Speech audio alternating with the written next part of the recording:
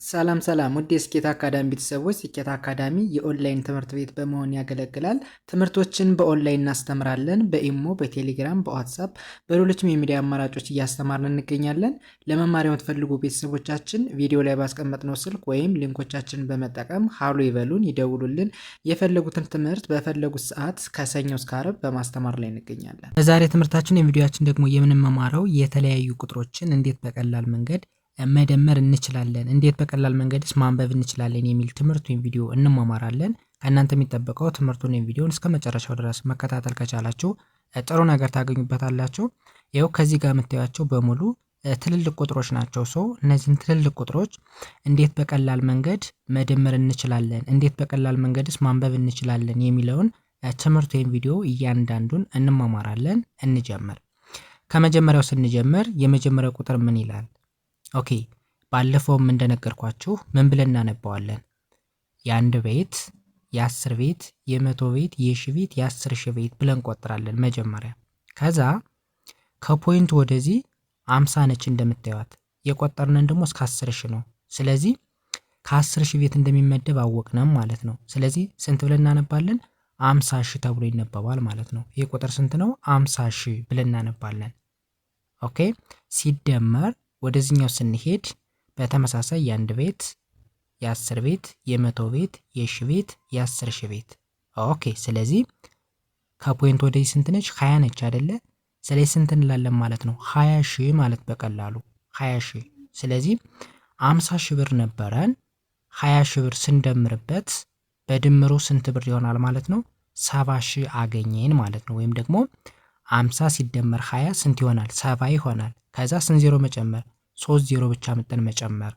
ስለዚህ 50000 ሲደመር 20000 እኩል ነው 70000 ይሆናል ማለት ነው። ኦኬ፣ ወደ ሁለተኛው ስንሄድ በተመሳሳይ ይህ ቁጥር ስንት ነው?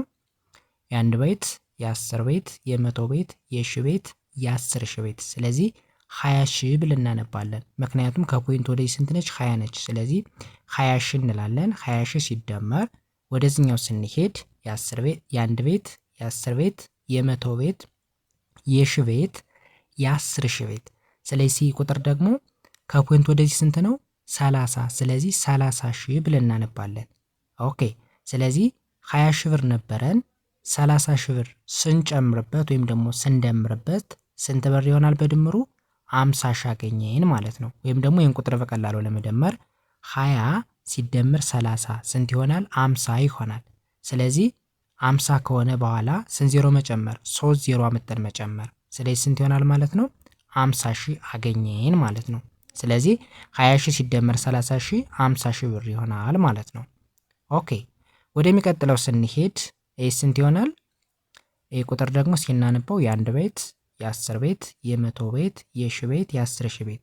ኦኬ፣ 10 ስለሆነ ከፖይንት ወደዚህ እንደምታዩት 10 ነው። ስለዚህ 10000 ብለን እናነባለን። 10000 ብር ሲደመር ኦኬ፣ ከዛ ወደዚህኛው ስንሄድ የአንድ ቤት፣ የ10 ቤት፣ የ100 ቤት፣ የ1000 ቤት፣ የ10000 ቤት። ኦኬ፣ ከፖይንት ወደዚህ ስንት ነው? 20። ስለዚህ 20000 ብለን እናነባለን። 10000 ሲደመር 20000 ወይም ደግሞ 10000 ብር ነበራችሁ። 20000 ብር ሲደምሩበት ስንት ይሆናል? 30000 ይሆናል። ወይም ደግሞ 10 ሲደመር 20 30። ከዛ እንደነገርኳችሁ ስንት ዜሮ ማምጣት?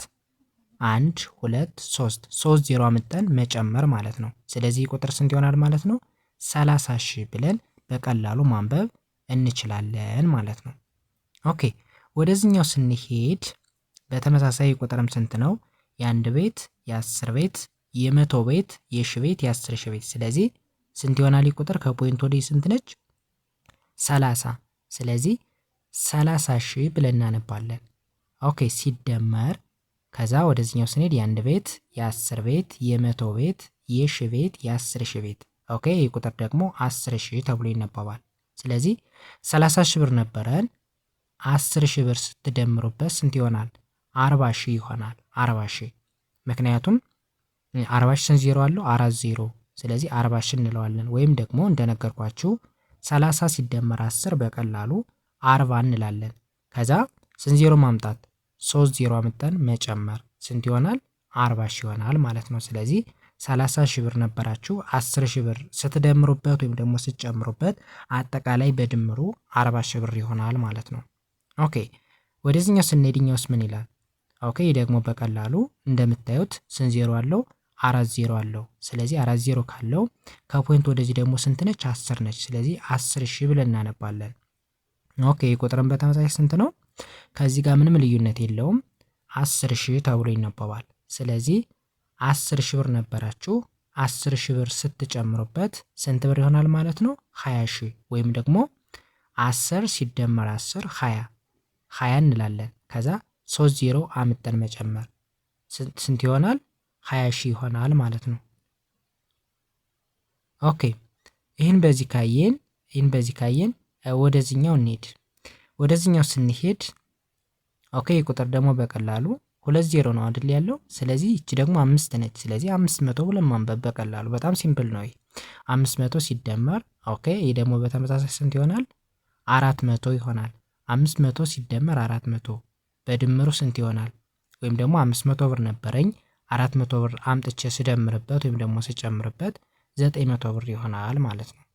ኦኬ ከዛ ወደዚህኛው ስንሄድ 200 ብር ሲደመር 300 ብር ምክንያቱም 2 ዜሮ ነው ያለው የመቶ ቤት ነው። ስለዚህ 200 ሲደመር 300 በድምሩ ስንት ይሆናል?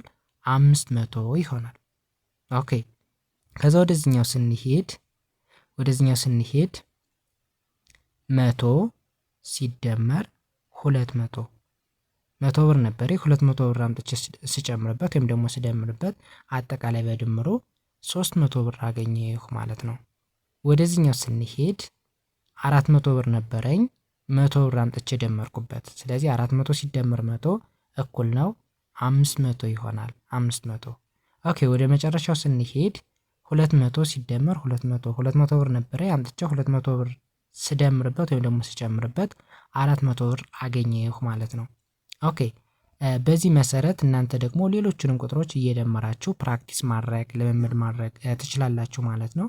የዛሬ ትምህርታችን ይህንን ይመስል ነበር። ቀጣይ በሌላ ትምህርት ወይም ቪዲዮ እንገናኝ። እስከዛው ድረስ በያላችሁበት ሰናይ ጊዜ ተመኘሁ። ሰላም ሁኑ።